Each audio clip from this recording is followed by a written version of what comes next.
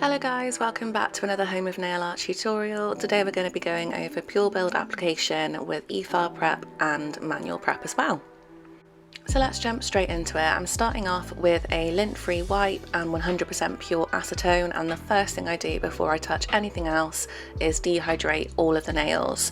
I'm really scrubbing all of the sidewalls, underneath the free edge and the cuticle area to make sure there's no oil or residues on the nail plate at all. On this hand, I'm going to be doing manual prep, so the first thing I'm doing is pushing back all of the cuticles very gently and carefully to make sure that the nail plate is as large as possible and we've got room to work with. This also helps to lift any non-living tissue riding on the nail plate as well. When you're using manual prep tools, regardless of the brand that you're using, you need to hold the tool in the same way you would hold a pencil, keeping your grip really light but firm. You can then place the edge of that tool flat against the nail plate, not at an angle, and then gently glide the tool over the nail plate to lift away any non-living tissue. Throughout the prep process, your client shouldn't feel any discomfort at all. If they are uncomfortable, then you aren't doing something right. So just reassess, reevaluate, and try again.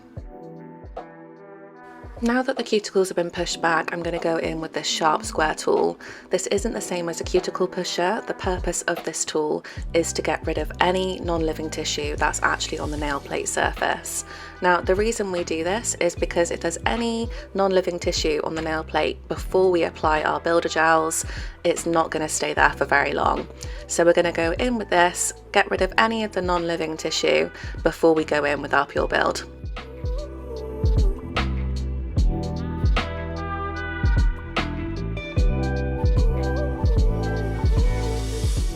As I mentioned before, this is a really sharp tool, so it's important to steer clear from the eponychium cuticle area.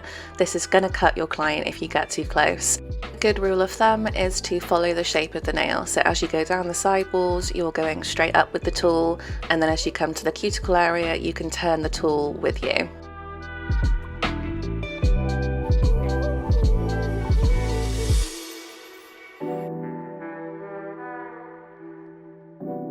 I also like to use this spoon or paddle type tool just to scoop any non-living tissue away from the sidewalls. So anything that's trapped underneath the cuticle or down the sidewalls can be scooped and cleaned away before we go in with the nippers. This tool isn't designed to scrape, only a gentle buffing motion is needed to clear away any of the debris.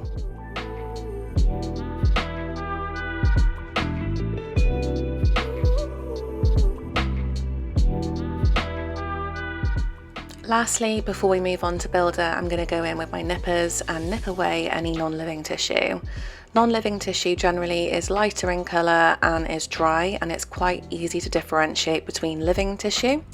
The cuticle is often confused with the eponychium. The eponychium is in place to protect our nails from infection, and we need it there, so we shouldn't be nipping away at the eponychium, only the non-living dry tissue and hangnails.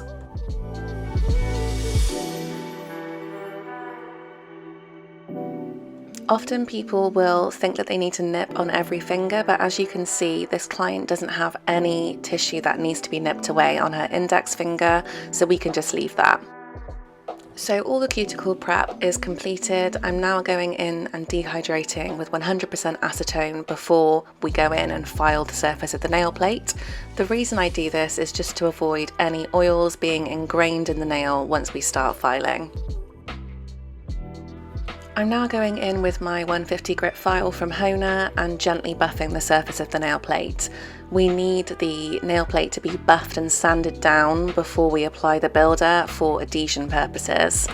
A good way to think of it or remember it is to picture sanding down skirting boards before you gloss them. If you're decorating your home, you need to sand down so the gloss will stick to the wood.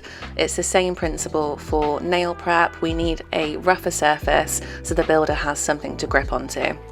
Because the file is quite large in comparison to the size of, say, a pinky finger, it's really important to be very gentle and careful when we're buffing.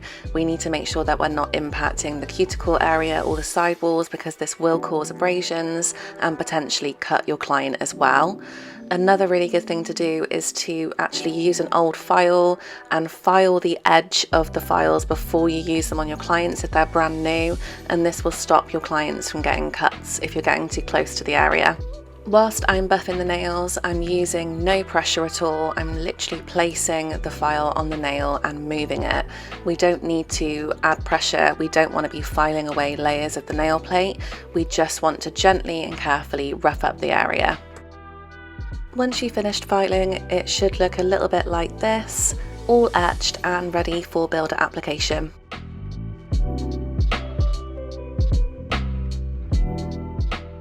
I did shape the nails as well slightly with a 240 grit file just to even them out and neaten them up a little bit, but the client's fingernails were pretty much shaped already, and now I'm dehydrating and wiping away any debris before going in with our builder.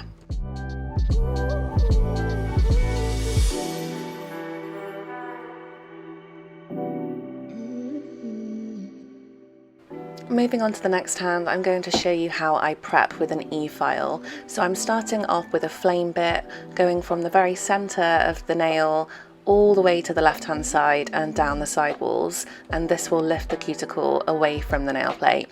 This is essentially the same method as using a cuticle pusher but in an E-file form.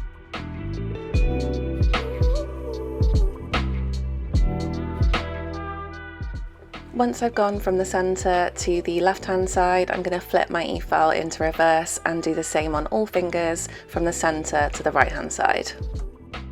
I'm now going in with my barrel bit, which is used to prep the nail plate and exfoliate the surrounding skin. Again, starting from the centre, going down the side walls to the left hand side and then the centre to the right hand side. It's important to note as well that E-files can be dangerous if you haven't been trained in using them, so you should only be using an E-file if you have a qualification to do so. So I'm now going in with my nippers and doing exactly the same thing I did with the manual prep, nipping away any non-living tissue that is lighter in colour and dry. Now I'm just dehydrating again with 100% acetone before I go in with my sanding bands.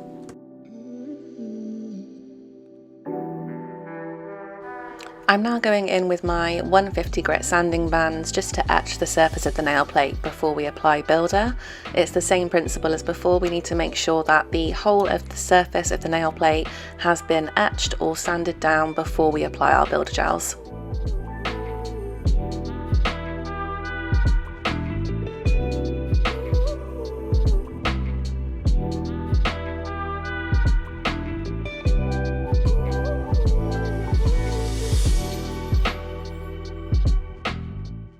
Now that prep's completed, it's time for complete base. I've got minimal product on my brush and I'm almost scrubbing the complete base into the nail plate, making sure that the whole nail is coated, that the free edge is capped before moving on to the next finger.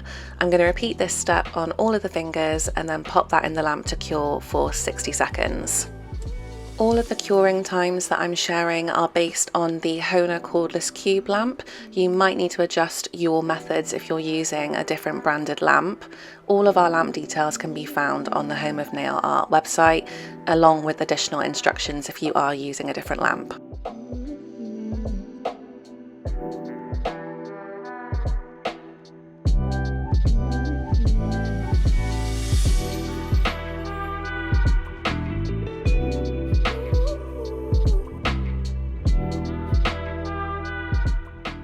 Now that our complete base is cured, I'm going in with PureBuild Tender and our paper layer. We call it the paper layer because it is a paper thin layer of PureBuild that we add to all of the nails before we go in with our structure layer. If you want your manicure to last a long time, then you need to make sure that you're capping the free edge at every single layer, including the complete base and all of the PureBuild layers. An example I've shared before is to cling wrap or cling film your manicure. So if you imagine a glass dish that you want to cling wrap, if you just place the cling wrap on top of the dish, it's just going to float there and it has nothing to hang on to or grip onto. Whereas if you pull your cling wrap over the edge of the dish, then it will stay in place, holding onto the edges. It's exactly the same principle for capping your edges on a manicure. If you cling wrap your manicure, they will last a lot longer. It's now time to go in with our structure layer, so I'm placing an appropriately sized bead in the centre of the nail, pushing that up towards the cuticle and then floating that down in a zigzag motion towards the free edge. This is the method that I find easiest to work with, however you will probably find a method that works for you. Everyone is different. Some people do more of a swish, some people swoop up and down. It really does depend on your preference. After I've zigzagged down the nail, I'm then turning the hand upside down to pull the apex down and create more of a structure, and then I'm going in with a striper brush or a liner brush just to tidy up the cuticle area, draw the product down the side walls and then cap that free edge. When I'm working with PureBuild, I do flash cure for 30 seconds in between each fingernail to stop the product from moving around whilst I'm building the structure on the next nail.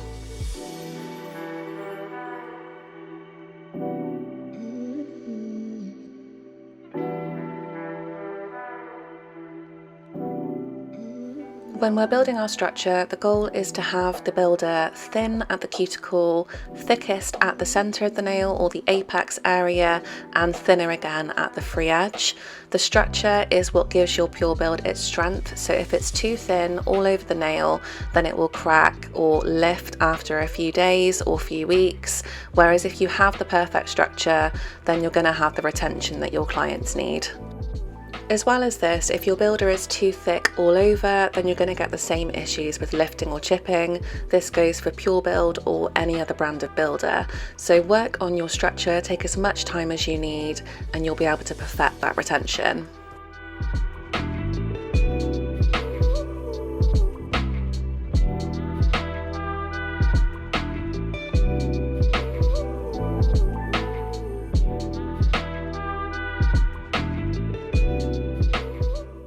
Once I've applied the PureBuild to all of the nails, I'm going to ask the client to pop their hand into the lamp for a further 60 seconds because we only flash cured in between each fingernail.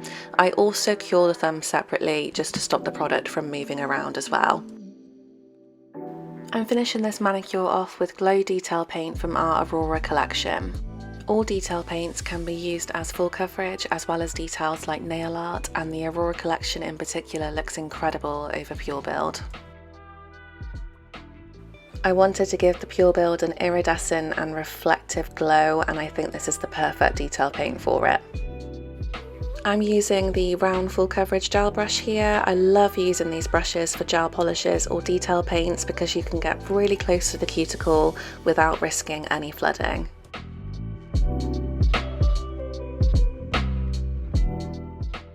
Once I've applied the detail paint to all of the fingernails, I'm going to pop that hand in the lamp to cure for 60 seconds. The final step in this manicure is to apply the high shine top coat. I'm applying a good amount to the nail. It shouldn't be too thin and it certainly shouldn't be too thick. It should just be enough to coat the whole of the nail and cap the free edge. I'm going to repeat this step on all of the nails, and then once I've done that, that can go in the lamp to cure for 60 seconds.